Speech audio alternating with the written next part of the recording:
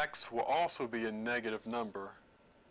Negative times negative is positive, so this will still come out to be a positive number. So,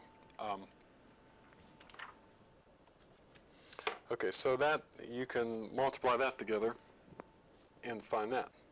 The next problem is number 7.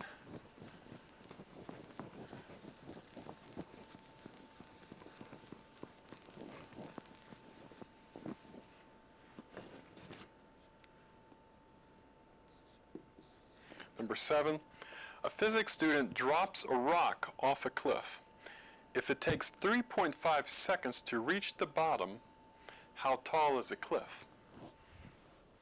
Okay, so here's the cliff. This is the cliff. And here's you, the physics student, and you drop a rock and it goes bam, and at the time it takes 3.5 seconds to hit the bottom. Maybe he times it with a stopwatch. The question is, how long is the fall?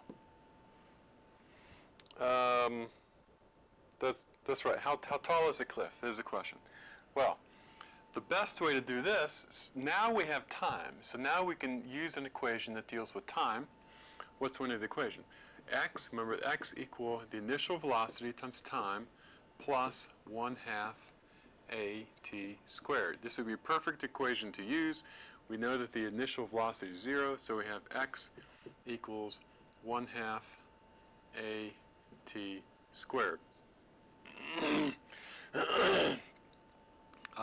We know what time is, so we want to solve. We know what the time is, so we simply put in the 1/2, the 9.8 meters per second squared. We know what 3.5 seconds, and we square that, and we get the distance. Now, I know what you're saying. You're thinking, well, isn't this supposed to be a negative number? Yes, we can. But I'm going to do it both ways. In this kind of problem, turns out if we just ignore the minus sign here, we still get the right answer. Let me show you. Well, but actually, what is this? 3.5 squared times 9.8 times 0.5, and then we get a distance of 60 meters. Was that right? I think that's right. Yes, 60 meters. Now, why can we so haphazardly ignore that minus sign? Well, it turns out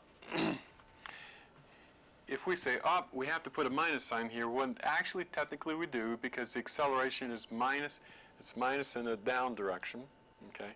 But notice if we do that, then we also have to say, or to complement that, we should say that the x equals 0 is our datum, and we're going negative numbers, and so we're actually going to solve for a negative number, and so this turns out to be a negative 60, and the x we get is really a negative 60 meters, meaning that it's simply 60 meters below our 0 point. That's all it means. Okay.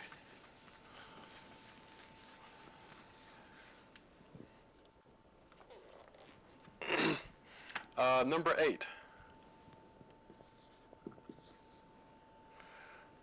A parachute falls from a plane for 5 seconds before opening the parachute. Or, excuse me, a parachutist. A guy falls from an airplane 5 seconds before opening the parachute. How fast is he traveling when he opens his parachute? So he's traveling for 5 seconds. How fast is he going? Okay, always draw a picture. His initial velocity is 0. He falls for 5 seconds. 5 seconds. 5.0 seconds. And the question is, what is the final velocity? What is the final velocity? Okay, so we have time. Okay. Notice if we say this, if we want to use this equation, which we can use this equation, but it doesn't really get us what we want. We can put in time, and we know that the initial velocity is 0, and it will give us a distance fallen. It still won't give us the initial velocity. It will give us some good information, but we won't know what the initial velocity, what the final velocity is. Now, one way to do this is this. You could do this. This will be one way to do it. Find the x by going 1/2 at squared. We know the acceleration, you know the time, find the distance. Then you turn around and we say, okay, well, the final velocity squared is the initial velocity squared plus 2ax. And then we take this x and we substitute it right in here. We know the acceleration, the initial velocity is 0, and we get the final velocity is the square root of 2ax. We could do that, and it would be a two-step problem, and that's a fine way to do it. It's a little bit long way to do it, but we could do it. Is there an easier way to do it? There is. Yes, there is. But again, I want to show you there's nothing wrong with doing this way. It's a fine way to do it. But another way to do it is by simply remembering, sometimes we confuse ourselves too much, that the acceleration is the final velocity minus the initial velocity all over time. So we know that the initial velocity is 0. It's the final velocity over time.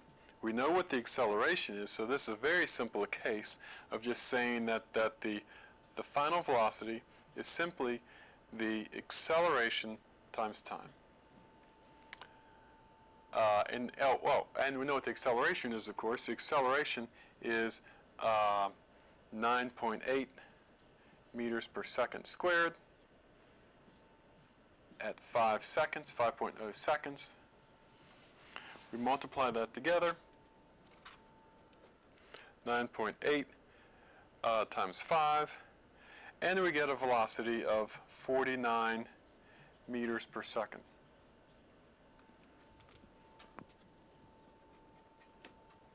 Okay, so you should get the same answer if you do this two-step process also.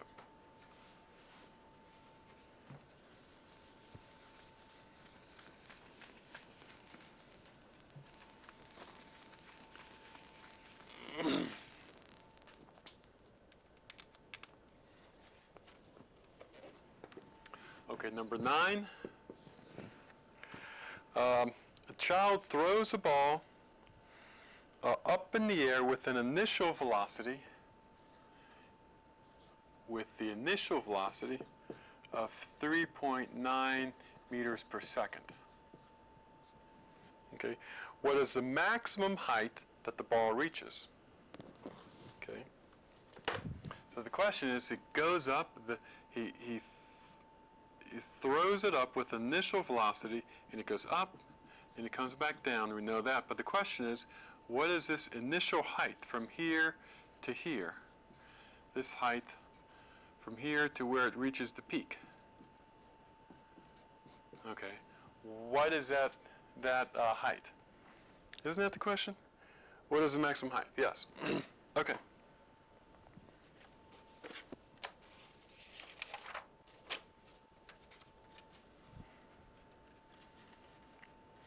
Okay, we don't know anything about time. Now we could solve for the time, but remember this. The final velocity is the initial velocity plus 2ax. The initial velocity, whoops. We know what the initial velocity is. We know that the final velocity at the peak, the final velocity is 0 at the peak. So we have 0 equals the initial velocity squared plus 2ax. And here's our x distance. So we solve for x. We get minus vi squared over 2a equals x. I'll let you go ahead and solve, put the numbers in, solve the numbers, put the numbers to solve for x. The acceleration is, of course, minus 9.8 meters per second squared. And this is simply plugged right in. Okay, we're going to go over the last question.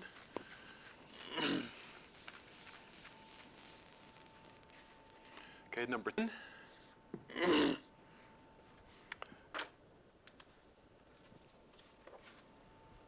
Okay, number 10. A physics student stands on a ladder that's 12 feet above the ground, and he throws a ball up into the air. So here's the ground. Here's a ladder.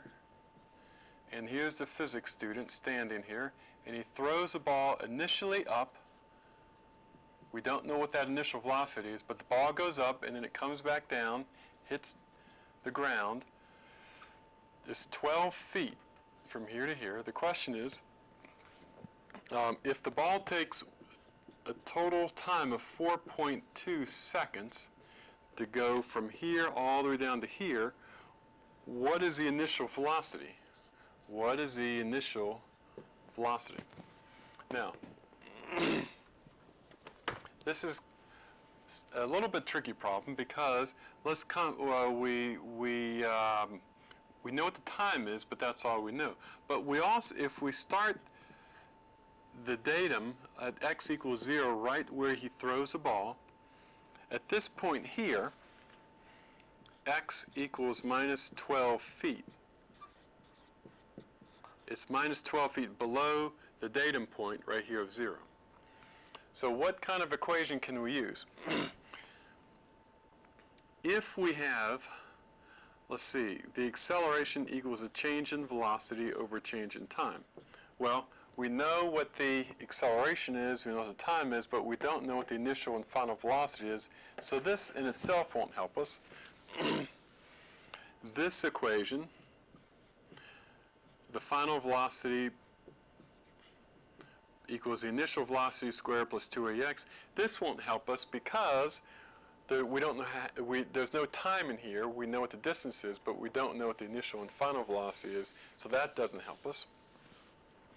So we have to go to this equation. The distance traveled is the initial velocity times time plus 1/2 at squared.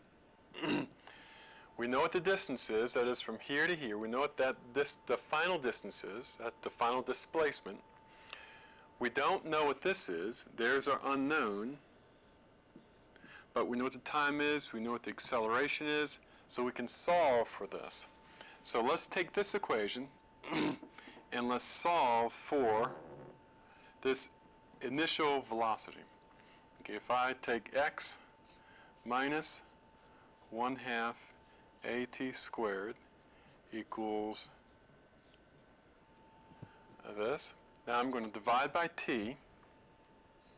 X minus 1/2 at squared all divided by t equals the initial.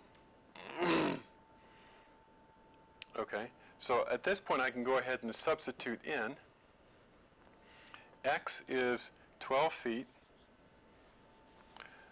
minus 1/2 9.8 meters per second squared. I'm not going to put the units in right here just to go quickly.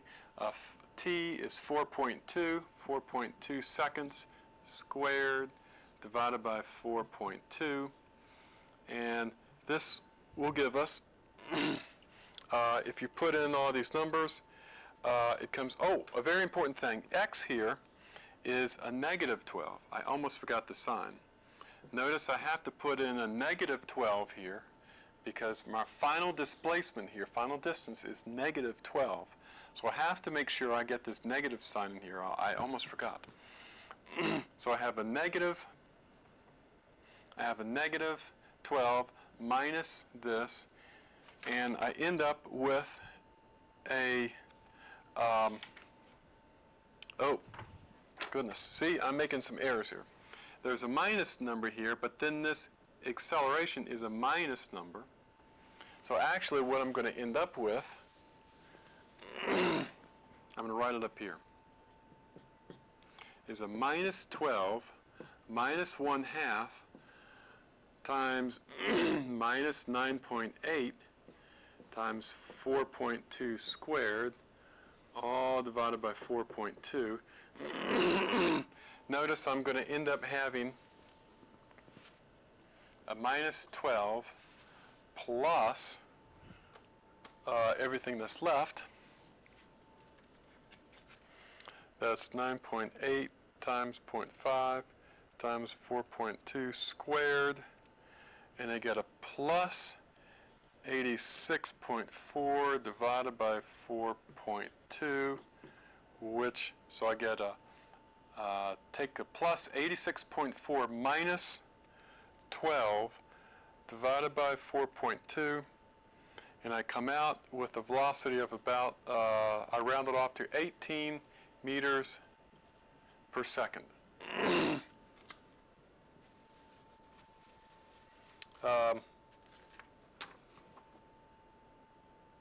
Goodness. And yes, that's right. Is that right? Whoops. You know why it's not right? Because this is given in feet here, and I forgot and I used the wrong acceleration.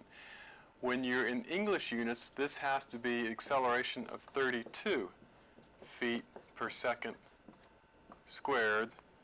My mistake. I got the wrong answer because I forgot to use, I used the wrong acceleration. 2 points off for me.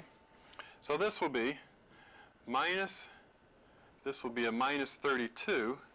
This is the problem you get when you try to hurry and you don't use your units. See, I forgot that the units here are feet, and I was using meters. So this will come out to be minus 12 feet plus 0.5 times 32 times 4.2, 282 over 4.2.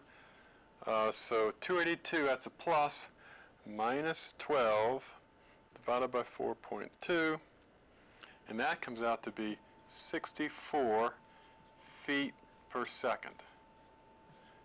Plus, and it's going up in the up direction, and that's the right answer. Well, turns out even I got the wrong answer because I forgot to use English units. I was using the metric units, but if you put in the right units, you'll get the right answer. So there we go, and this finishes problem number 10. So this completes all the questions, and God bless you.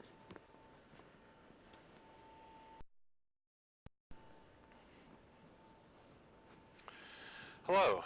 Now I'm going to go over just the basics of the lab for Module 2. You should have this handout explaining well, it's a handout for the lab for Module 2.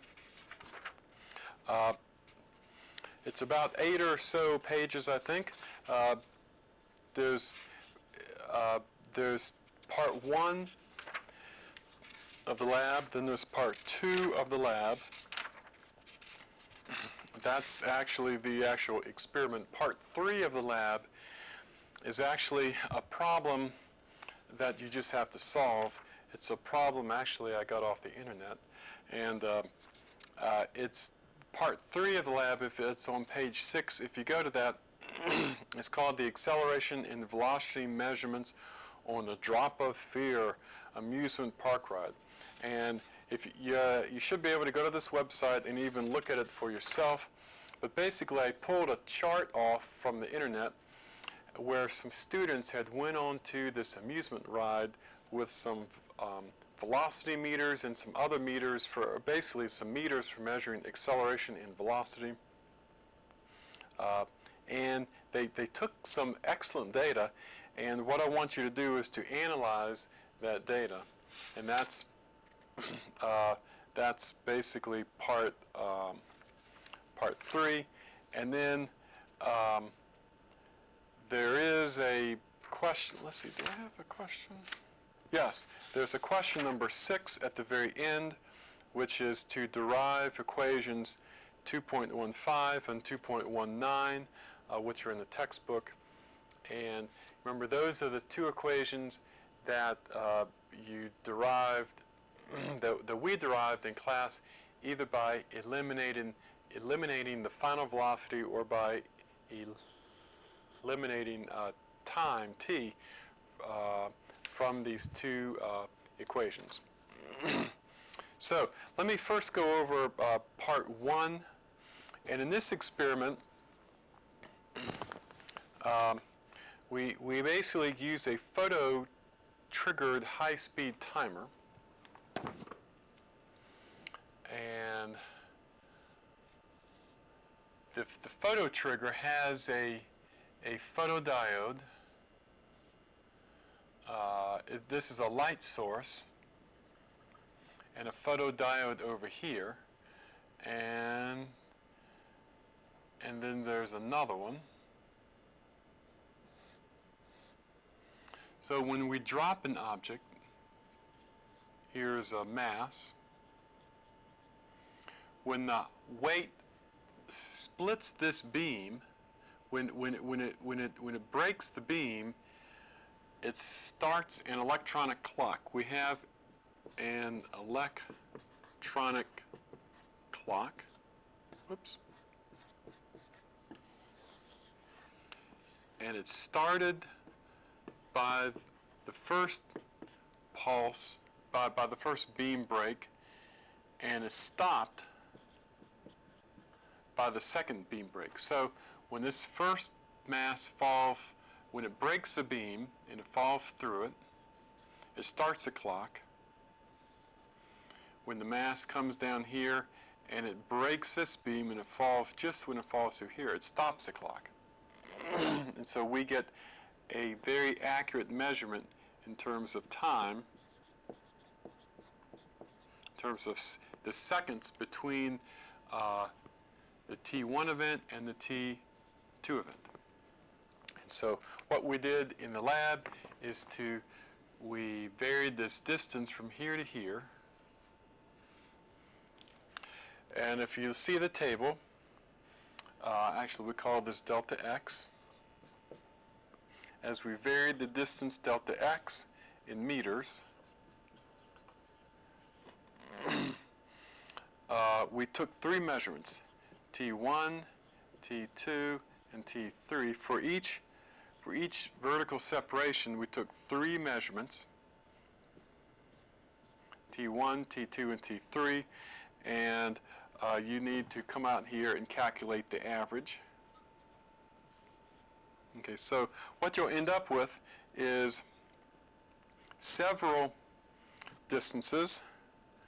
For instance, 0.1 meters, I'm just making this data up, 0.25 meters, 0.35 meters, 0.4 meters, and the different time filled in for each of these. You have three time replicates for each distance, and you'll come up with a time. Something like 0.103 seconds on up to maybe 0.248 seconds. And what I want you to do, and if you follow the analysis, essentially what you need to do is, well, just follow the analysis and you will answer the questions at the end. But the important thing here is to make a graph. And that's on page 2 is just a blank sheet of paper where I want you to make the graph. And it shows you how to do it. When you have this data, first let's look at the theory. You remember the equation, x equals the initial velocity plus 1/2 at squared.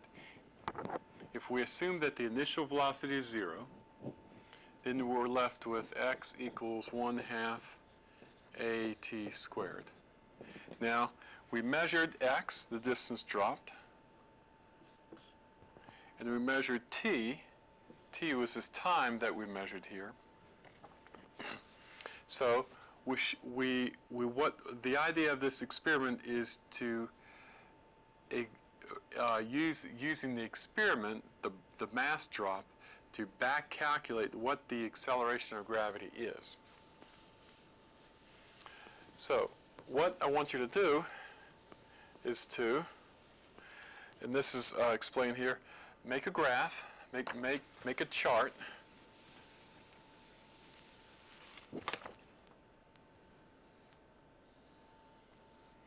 Where this is time in seconds, probably like 0, 0.05. We'll probably use units like this, 0.15, 0.2, etc., etc. And here we'll have x in meters, and you'll probably use units of 0.1, 0.2, and maybe even 0.05, 0.15, etc. And basically you have two kinds, well, excuse me, I think I just did this wrong. 1/2 AT squared. Actually, what I want you to do is to plot on the y-axis x, but on the x-axis t squared. So this needs to be, take your time and square it. So if you take, for instance, if your first data point is 0.1 meters at 0.1 seconds, you would take 0.1 seconds squared, and that's 0.01 seconds squared. So on the x-axis, you're going to plot 0, let's say 0.1, and you get a plot right here. Get a point right here. So this is time squared in seconds squared. Okay, the idea here is that when we plot y equals mx, t squared is plotted as x, and 1/2 a is our slope. So if we plot t squared down here, our data should fall more or less in a straight line. And if we fit a straight line to that, our slope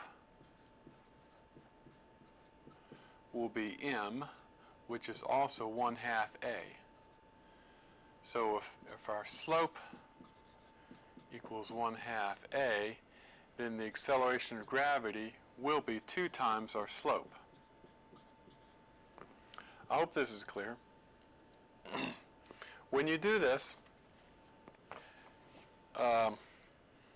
if you, especially on the time axis, you'll have probably 3 columns, x in meters, t in seconds, and then t squared.